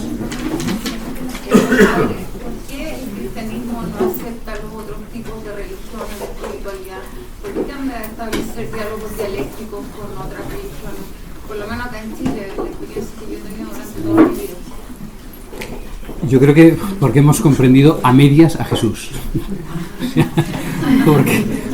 porque todavía no lo hemos comprendido de todo, ¿no? Claro, las respuestas se pueden... tienen diferentes... Ya me respondió. Ya está, vale, pues lo dejamos ahí. Podríamos profundizarlo más, pero gracias. Gracias. Vale. Sí. Bueno, primero, muchísimas gracias por sus palabras. Son muy iluminadoras y ampliadoras un poco de mente y corazón. Por otro lado, me encantaría si pudiera hacer eco un poco y ayudarme a profundizar un poco más en una pequeña frase de una persona a quien yo irónicamente le daba clases de catecismo y ella tenía 80 años. Entonces, ella una vez me dijo que ella creía que todas las personas que rezaban eran Dios. Entonces yo le pregunté, explíqueme por qué, y me dice, porque con la fe se toca a Dios, y el que toca a Dios ya no puede seguir siendo el mismo. ¿Qué le parece esa belleza? Pues bellísima catequesis que te hizo. Primero, se cayó toda en catecismo. sí. Y entonces, o sea, vamos a hacer un matiz. No se trata de ser Dios, sino de recibir lo que Dios es. No, nosotros no podemos ser Dios. Dios es la fuente. Nosotros no somos la fuente, somos el receptáculo. Pero la fuente, ¿qué es sino agua? Es el origen del agua. Cuando nosotros recibimos el agua de la fuente, la recibimos en tanto que receptáculo, no en tanto que fuente. Por lo tanto, no se trata de que seamos Dios, sino de que seamos lo que Dios es. Pero Dios es siempre la fuente, nosotros no somos Dios. Sin embargo, estamos llamados a ser lo que Él es, porque Él nos da el ser. Dios no nos da cosas, Dios se da a sí mismo. Y si Dios se da a sí mismo, Dios se da como Dios, Dios nos da Dios. Pero no está siempre dándonoslo, por lo tanto nuestro lugar es el ser receptáculo, no es el ser la fuente. Y yo creo que a veces ahí está la confusión.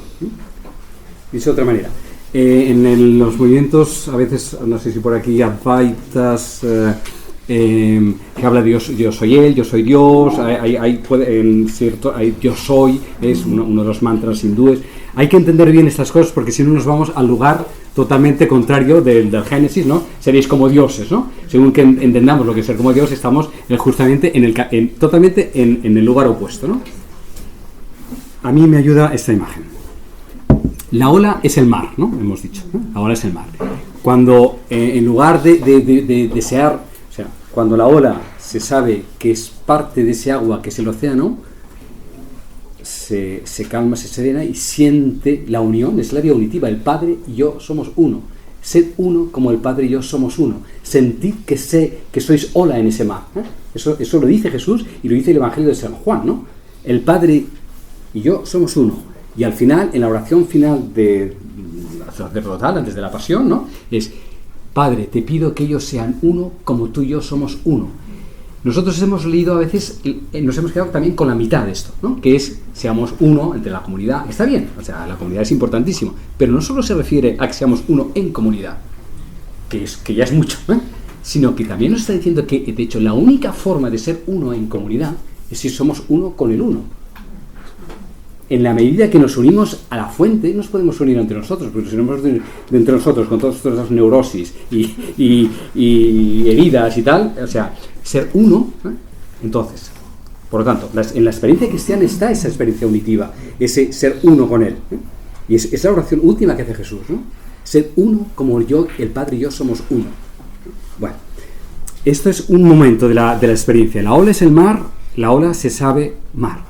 Pero cuando la ola se alza y ve ante ella el inmenso mar azul que ella no es, de la que forma parte, pero que ese mar azul es muchísimo más que ella, a ese infinito mar azul que hay ante ella, y dice, oh tú, Señor, alabanza, gloria, perdón, todos los cánticos de amor y de gloria que tenemos a Dios, ¿no? Porque aunque la ola es el mar, la ola no es todo el mar. Hay muchísimo más mar que la ola, ¿no? ¿Se entiende? Pues por ahí. Por ahí. Entonces hay momentos en que bueno, y además eso es inseparable. O sea, el gran misterio de nuestra existencia es que cada uno de nosotros es irrepetible. Nadie ha sido nosotros antes de nosotros, ni jamás nadie volverá a ser nosotros en nombre de nosotros. Lo que nosotros somos es único. ¿Y qué somos? Sino su manifestación. ¿Y para qué existimos? Sino para manifestarlo. Y al mismo tiempo, eso plenamente lo somos cuando lo dejamos de ser, es decir, cuando lo entregamos. Cuando nos desapropiamos del yo que soy, es justamente cuando llegamos al máximo de lo que estamos llamados a ser, ¿no? Somos y al mismo tiempo llamados a ser en el no somos de Dios, que es todo lo que somos, ¿no? Bendita confusión, ¿no? pero al mismo tiempo se entiende perfectamente de qué se trata esto, ¿no? Bueno, pues esto lo han dicho todos de un modo u otro, con acentos diferentes, y aquí es de nuevo la belleza de las tradiciones religiosas. Y luego todas las religiones tienen que purificarse de cosas que han ido acumulando, que han ido, a lo mejor han sido buenas por un momento determinado, pero que en otro momento ya no lo son, ¿no? O sea, entonces, pero si se tiene claro lo esencial, se puede despojar de lo que no es esencial, ¿no? Pero sin dejar de focalizar dónde está el núcleo fundante, ¿no? de esa tradición. Bueno, tres preguntas más ¿o qué? No sé, ¿o seguimos? Tres más y bueno, vamos viendo, sí. 1, 2, sí, por aquí. Sí, tú has hablado en tu tema muy interesante sobre el tema de la plenitud. Has hablado muchas veces de eso. Y bueno, por experiencia personal, hace 7 años falleció mi hija de un cáncer. Una de las frases que más me consoló de alguna manera es una frase budista, que el dolor es inevitable, el sufrimiento opcional. Uh-huh. Y me gustaría que tú contaras, a lo mejor desde tu experiencia, cómo ven las demás religiones el tema del sufrimiento, porque bueno, todos sabemos que desde el catolicismo como que de repente se hace como oda al sufrimiento, se centra mucho el tema en la culpa, o el tema de la cruz. Para mí la cruz es símbolo de amor, de entrega, de donación máxima, y siento que se nos mete mucho el ego ahí, mucho el ego en este tema del sufrimiento, como lo mío, el dolor sabemos que vamos a tener, pero me gustaría que hicieras a lo mejor distinción y cómo como católico podemos vivir más esa plenitud en el amor. Eso.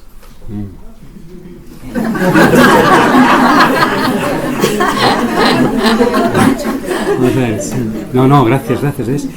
Bien, ¿ves? Primera cosa, ¿no? Como frases, o sea, frases significa aproximaciones, perspectivas, entradas diferentes sobre lo mismo. En un lugar podemos estar colapsados porque eso no nos está ayudando, y de pronto de otro lado puede haber y ahí es donde nos podemos ayudar, ¿eh? Entonces eso primero, ¿no? Pues qué bien, qué importa que sea frase budista o de donde sea, ayuda a crecer, pues bendita sea, digamos, ¿no? Eso primera cosa. Y ahí de nuevo la importancia, o sea, la complementariedad de perspectivas, ¿no? Entonces, ¿cuál es el modo cristiano de asumir el sufrimiento, ¿no? Bueno, hoy en día psicológicamente se hace una distinción entre dolor y sufrimiento, ¿no?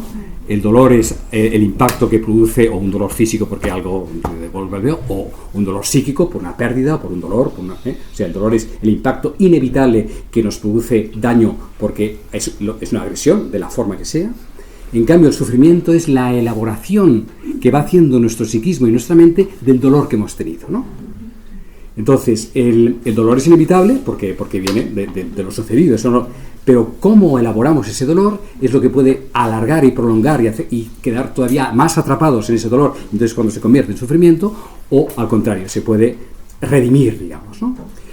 Yo creo que el acento cristiano sobre el sufrimiento, porque nosotros hablamos más de dolor, de sufrimiento que de dolor, es porque, digamos, en la manera cristiana de acceder al dolor, sufrimiento, hay por un lado la identificación con Jesús, ¿no? O sea, la predominancia de la cruz como imagen cristiana por excelencia, es que Dios no ha eludido nuestro dolor, sino que lo ha atravesado, ¿no? Se ha sumergido en nuestro dolor y lo ha traspasado, ¿no? Entonces, yo creo que el problema de nuestras cruces es que le falta la resurrección, ¿eh? O sea, está la primera parte de la cruz, que es la puerta por la que accedemos, pero la cruz tiene sentido si hay resurrección. Entonces, sí que el dolor está cerca porque es quizás lo más parecido a lo que vivimos. De alguna manera es una imagen homeopática, digamos. Nuestro dolor con su dolor, sentimos consolación porque Él sufre lo que nosotros sufrimos. Pero hay el peligro de quedarse en el sufrimiento, ¿no?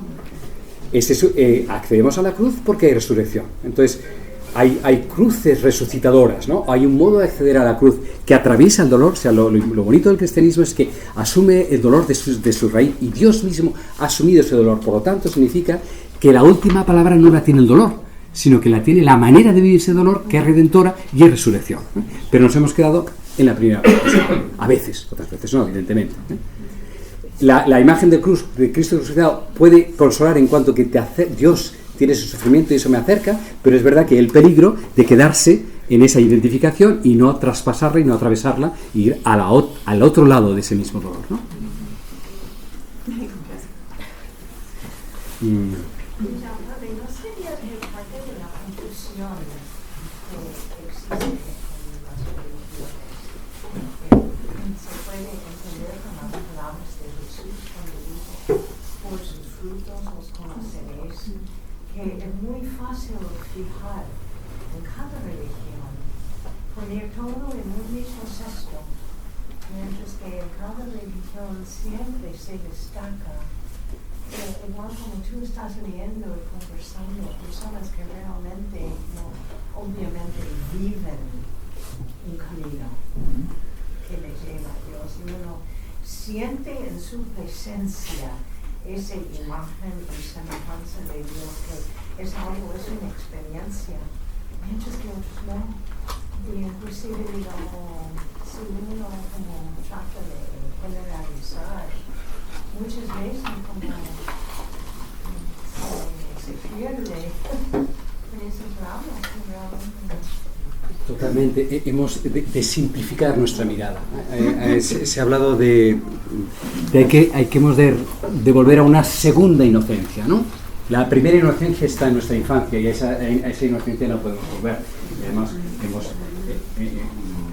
porque esa inocencia todavía tiene mucho de ingenuidad, ¿no? Todavía no ha sido confrontada con lo complejo, con el mal.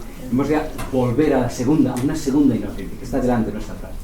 Y el signo de esa segunda inocencia es algo tan simple como reconocer los frutos de cada persona, sin necesidad de ponerle todas las etiquetas identificatorias que tenemos para asegurarnos de que ese fruto, de que eso es verdadero, porque por el medio hay mucho temor, mucho susto, mucha inseguridad, ¿no? Y mientras tanto, esa limpieza de corazón que nos permite reconocer el fruto verdadero de ese camino es lo que nos daría el gusto inmediato, ¿no? Entonces, sí, sería tan simple como esto, ¿no? Por sus frutos lo conoceréis, lo dijo el maestro de Nazaret, ¿no? Nuestro Señor Jesucristo. Gracias. Sí. Tal vez lo que ubica la posibilidad de que estén unidas todas las religiones y que efectivamente son iguales, que en esencia son lo mismo. Pero el problema pareciera ser que no está en las religiones ni en la unidad de las religiones, porque el problema está en la naturaleza de los seres humanos que operan sobre la religión, en las dificultades que tienen en operar en ella. Y por otro lado, la no superación de todas las condiciones de desarrollo histórico, porque las dominaciones siguen existiendo. Las dominaciones siguen existiendo, los imperios siguen funcionando, no solo de un lado, sino de muchos lados. Los gulags no son temas del siglo pasado, los gulags hoy, o que lo que sigue hoy día, o que lo que comenzó en la vida. Los gulags no son un tema pasado, son lo que el Tíbet hoy día. Entonces la pregunta es que, si bien nosotros desde el punto de vista espiritual quisiéramos esa unidad de todas las religiones, que de hecho existe y está, porque los principios son los mismos, en definitiva. Si nosotros usamos todas las frases de las distintas religiones, también de alguna manera están en la Biblia. No están fuera de la Biblia, están también en la Biblia. Totalmente, sí. Entonces, y en las otras textos sagrados están las que están en la Biblia. Exactamente. Por otro lado, la Biblia puede ser un producto del Nuevo Testamento de todas las experiencias de Oriente y de las religiones de Oriente o de América o del mundo, en definitiva. Entonces, al parecer, los problemas no están en términos de la unidad teórica o conceptual de las religiones, sino que el tema está en qué pasa en el mundo, en qué pasa en el ser humano. Y tal vez esos son los elementos que habría que solucionar, no solamente la voluntad de que No, claro. Evidentemente, o sea, las religiones las hacemos nosotros, por lo tanto son totalmente humanas. Entonces, en la medida que nos arreglamos nosotros, arreglaremos el modo en que tenemos relacionar. No, pero varias cosas sobre lo que está diciendo. Primera, unidad de las religiones no significa igualdad, en el sentido de confundir, no, porque lo bello es que cada religión siga siendo lo que ella es, porque ahí está la belleza de la especificidad, ¿eh? Entonces, o sea, que sean iguales no significa que sean lo mismo, que sean lo mismo no significa que sean iguales, ¿eh? Tampoco es un juego de palabras, ¿eh? O sea, se entiende lo que... estamos de acuerdo, nos entendemos lo que queremos decir, porque el pluralismo es la riqueza de esa... Entonces yo creo que lo que se requiere, y voy a usar, el reconocimiento del otro.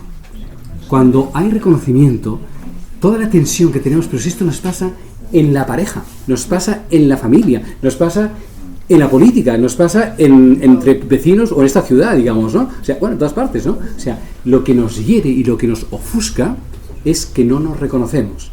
Y reconocer significa reconocerte como diferente, y al mismo tiempo que te reconozco como diferente, eso es justamente lo que me permite abrirme a ti. Porque entonces, porque además necesitamos reconocernos, o sea, necesitamos que el otro, no basta con que yo sepa que soy, necesito que el otro reconozca que yo soy, y que soy como soy. Y al mismo tiempo que necesito que reconozca que soy, también yo necesito que el otro se sienta reconocido por lo que es, ¿no? Y eso es la clave a todos los niveles. Entonces, aplicado a la religión, claro, efectivamente, lo que nos falta es reconocimiento. ¿Qué es un gulag? Un gulag es una determinada ideología que extermina a todos aquellos que no comparten esa ideología. O sea, cualquier forma de exterminio, ¿no?, más o menos salvaje o camuflado, es que una verdad o una visión niega a las demás, ¿no? En cambio, el gozo y el paraíso, o sea, el reino de los cielos, ¿qué es? Cuando cada cual tiene su lugar y es reconocido por los demás en ese lugar que tiene, ¿no? Y entonces esa afirmación, en lugar de ser blindada, es una afirmación oblativa, o sea, yo entrego lo que soy porque tú reconoces lo que te puedo ofrecer. Mientras tú no puedes reconocer lo que yo soy, no te lo puedo entregar, lo tengo que defender porque me siento amenazado, ¿no? Y ahí es donde, por lo tanto, eso que ha dicho usted perfectamente se aplica no solo a las religiones, sino a todos los registros de nuestra vida. Pasa lo que tú dijiste, digamos, la historia se ha tratado de imponer, ¿cierto?, una mirada uno a otro, ¿cierto?, sin complementarla, pero también dentro de las religiones, un grupo de personas impuso una mirada. Entonces, con la mirada que tú nos das, digamos, o sea, porque hoy día, si uno es católico, es budista, musulmán, lo que sea, hay una línea, ¿cierto?, con la mirada que tú nos das, en que todos somos complementarios y la experiencia de este mar, ¿cierto?, lo vamos a complementar con la experiencia de todos, que nos vamos a ir. ¿No es una tendencia a que desaparezca la religión? Depende. Depende cómo lo entendamos. Depende de qué entendamos por religión.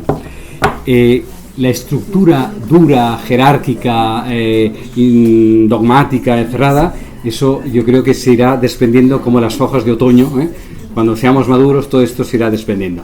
Pero el árbol quedará, o sea, lo mejor del árbol quedará. Entonces, no sabemos qué mutación, o sea, que las religiones han de hacer una mutación importante para que podamos reconocernos en este nuevo estado, seguro. Pero eso no significa que hayan de desaparecer, sino que se han de transformar de manera que lo mejor que ellas tengan lo puedan seguir ofreciendo, pero probablemente con un modo de transmisión o un modo de jerarquía interna o un modo de celebración muy diferente de lo que ahora es, ¿no? Yo estoy bien, ¿eh? Ustedes, digo, yo he venido de España para esto, o sea, quiere decir que tengo todavía un mes, o sea, que no, a ver, que depende de... A ver, no, un poco más. Hay un par de preguntas. Dos más, hacemos dos más. Alguien antes ha dicho por aquí, no lo he recogido. Bueno, dos, usted y dos, vale. ¿Cuál? ¿Tú? ¿Una y una? Vale. Pues tres. Vale. Bueno, lo primero es dar las gracias por la oportunidad. yo creo, me encantaría que se comprendiera eso. Es fantástico esto que se está dando. Y por consiguiente, a veces uno es muy autocrítico. Pero ojalá se queden con lo bueno de esto. Porque, por ejemplo, hay que ver dónde estamos. Estamos en un lugar católico y no en un lugar budista. Yo vengo en representación de los practicantes acá de budismo acá en Concepción. Bienvenido. Pero es lo mismo. Yo he escuchado todo el rato así. Nosotros los cristianos tenemos que abrirnos al diálogo interreligioso. Pero también considerar que esta iniciativa no ha surgido, por ejemplo, de las sanghas que tenemos nosotros. Entonces, ¿qué representa eso? Que el desafío no tiene que ver con una práctica cristiana, tiene que ver literalmente con los tiempos que estamos, tiene que ver con cómo confrontamos esta modernidad, cómo confrontamos esta posmodernidad en donde hay exceso de información, en donde nosotros nos permeamos de una u otra forma. Entonces, la apertura no tiene solo que esperarse de uno. También, ojalá se abra la visión de que hay que compartir desde todos, o sea, se repliquen estas instancias para que en Oriente, o por lo menos las fe budistas, hay un término que se llama Dharma, y Dharma es deber, y el Dharma no es budista, es la base. Antes que cualquier otra cosa se dice, el Dharma es el deber, y el Dharma no es hindú, jainita, budista, cristiano, musulmán. El deber es parte de la naturaleza, y la naturaleza no fue dada. ¿Por quién? Yo en lo personal, aún siendo budista, creo en Dios. Entonces, ¿por quién nos fue dada nuestra naturaleza, nuestra esencia, nuestro espíritu? Por Dios. Entonces, nuestra mejor manera de ser practicantes es reconocer esa naturaleza y ejercer nuestro deber. ¿Cuál es el deber hermoso que yo he aprendido del cristianismo? Amárselo unos con otros. Y eso siempre es verdad aquí y donde sea. Así que gracias, de verdad.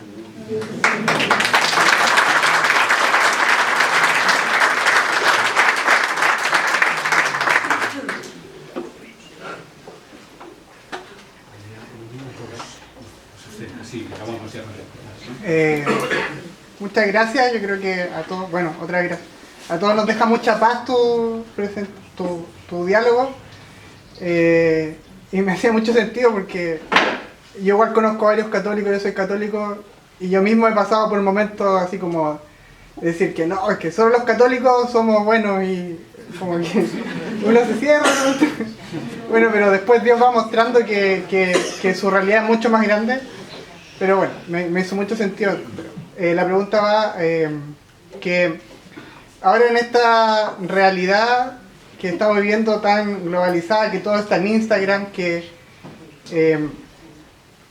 se está dando mucho que compañeros de nosotros, de universidad, de trabajo, si bien buscan trascendencia en muchas cosas, niegan, pero completamente, la realidad divina. O sea, como que niegan que haya una realidad que sea distinta a la nuestra. Y eso es parte del cristianismo, o sea, que Dios, la persona de Dios existe para nosotros. No es, si bien en Jesucristo, en la persona de Jesucristo nos realizamos plenamente como personas, pero igual existe una realidad divina. Y en la sociedad de hoy en día, en donde los ateos ya no son solo los filósofos de hace 200 años, sino que el ateísmo es todas las personas son ateas, no hace como 200 años. Bueno, la pregunta es, ¿cómo dialogamos con estas personas que, si bien buscan, niegan plenamente la realidad divina, viven de una forma completamente materialista, pero nosotros como cristianos igual, o sea, con nuestro espíritu queremos dialogar con ellos y que igual vivan plenamente, porque eso es nuestro anhelo como cristianos? Entonces la pregunta es como, ¿algún consejo para dialogar con ellos?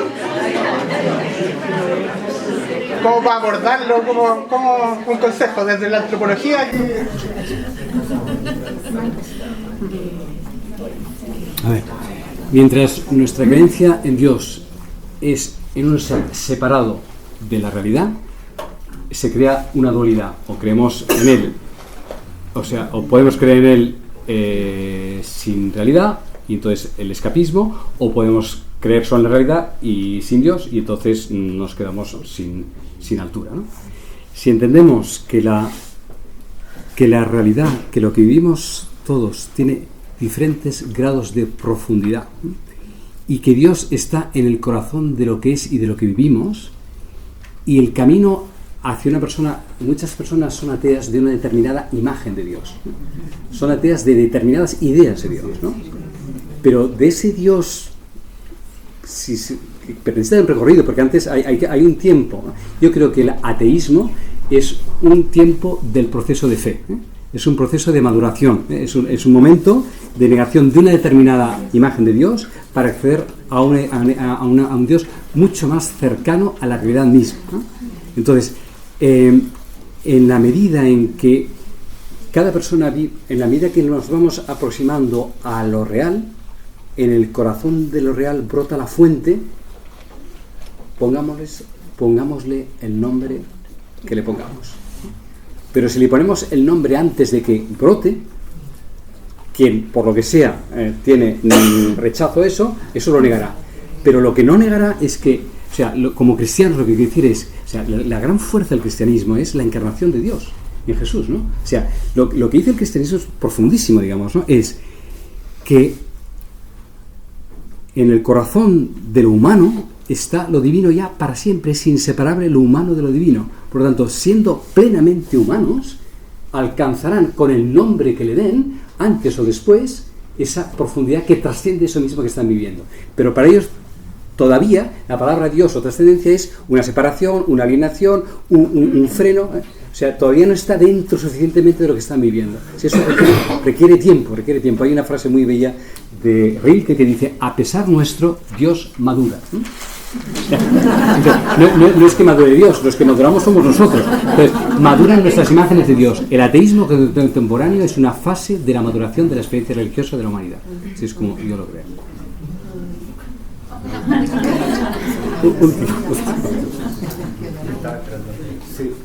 Sí, bueno, mi nombre es Fidel, yo soy evangélico, ya para compartir también con nuestros hermanos.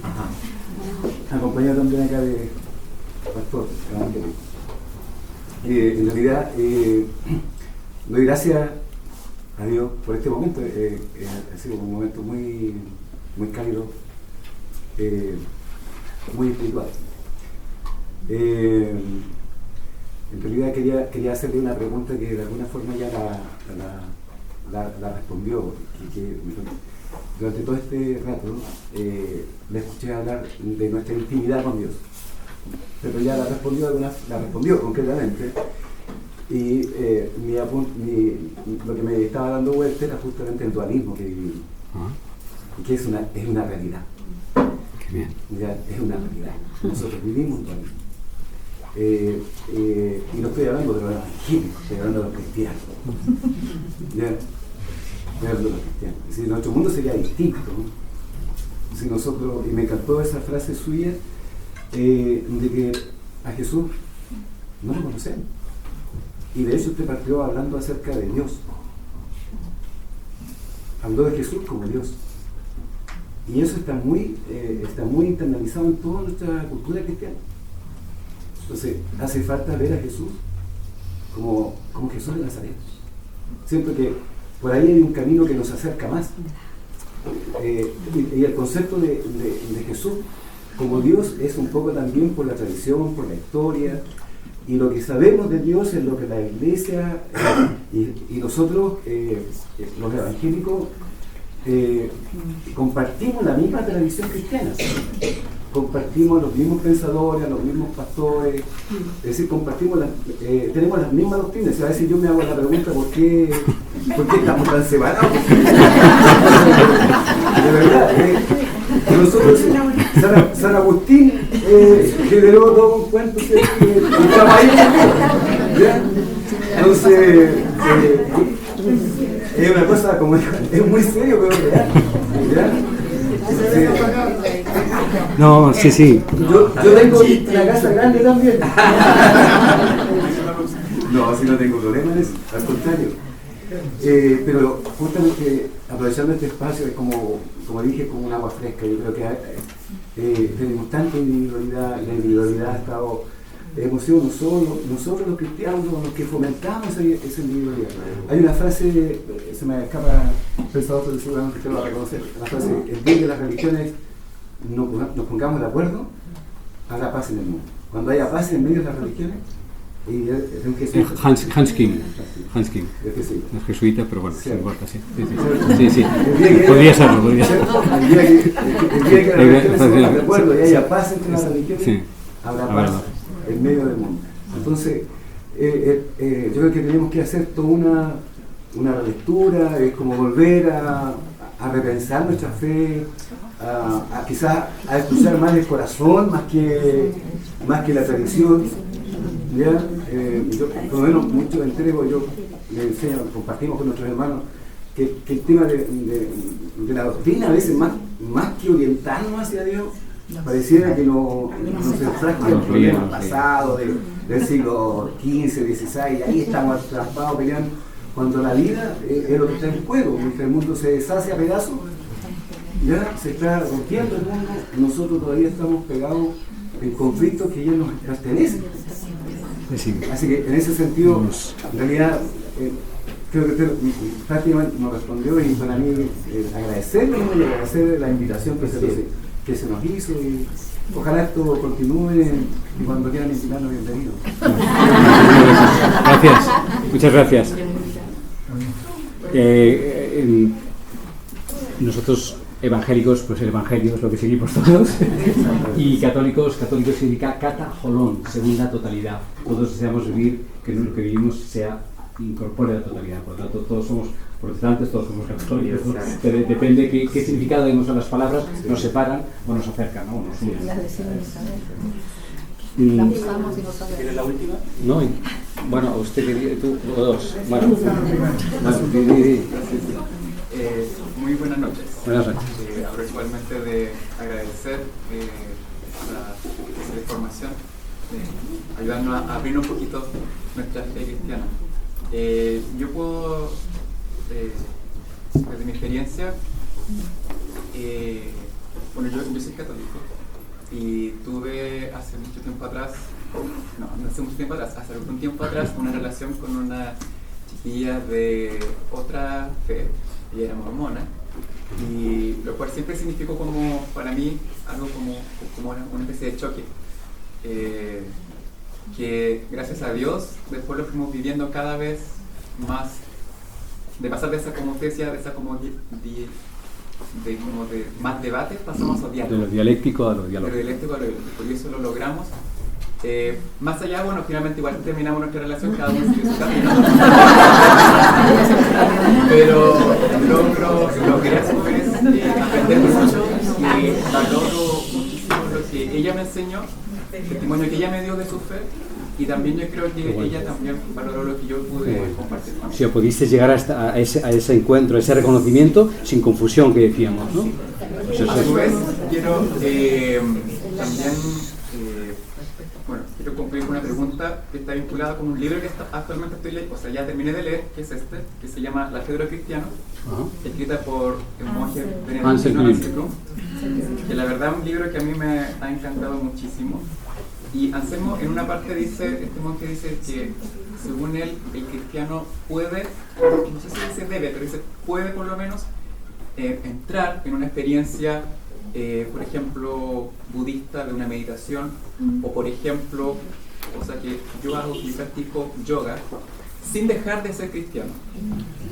Entonces, mi pregunta para usted sería, o sea, es en esta noche, ¿cómo debe ser la acogida de la Iglesia a estas nuevas prácticas que se han introducido en nuestro país y en América, como el yoga, como la meditación, como el reiki, a las cuales mucha gente acude porque está tan desesperada, necesita algo que la calme, necesita sentir algo esa persona? para mí el yoga me ha servido para calmarme, porque yo soy una persona ansiosa, me ha servido para calmarme bastante y me ha ayudado también a vivir mejor mi fe. Entonces, según usted, ¿cómo puede ser esa apertura nuestra o la apertura de la Iglesia a estas experiencias, distinguiendo lo que nos sirve y lo que no? Pues la pregunta de antes, por sus frutos lo reconoceréis.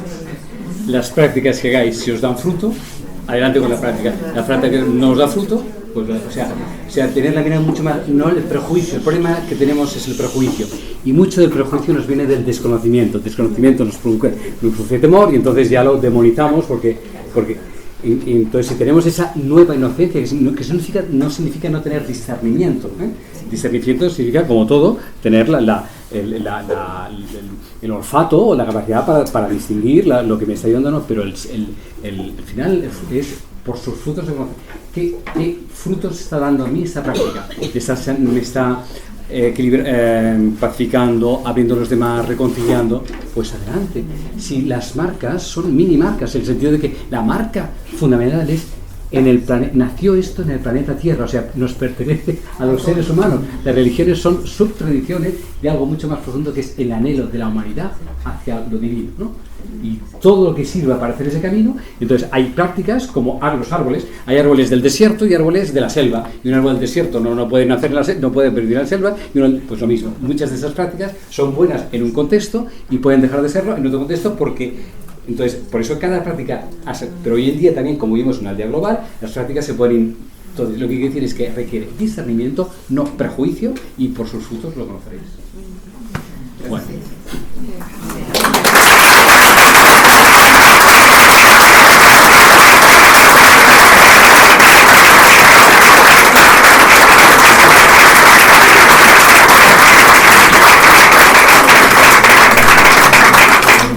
Bueno, les queremos agradecer a todos que hayan acogido la invitación. Para nosotros es bien importante que haya sido una buena convocatoria, porque evidentemente es un tema que nos deja muchas invitaciones, que nos pone muchas preguntas y también deseos que son de Dios, como decía algunas preguntas, y es muy bonito, es consolador ver tanta gente que está como ansiosa de escuchar, de dialogar, de compartir, etcétera.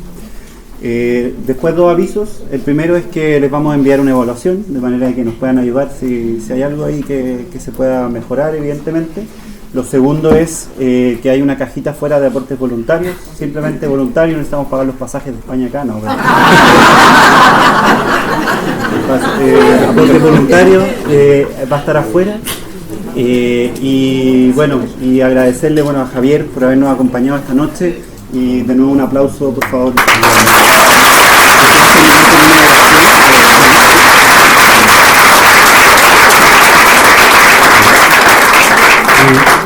Me propone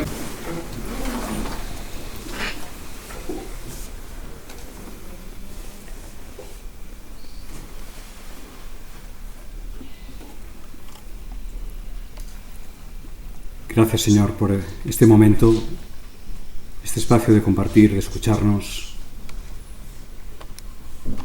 porque todo proviene de ti, todo regresa a ti a través de cada uno de nosotros. Y si cada uno de nuestros pasos es verdadero, nos llevará a la verdad, y conjuntamente te revelaremos a través de lo que somos. Que así sea. Amén. Amén.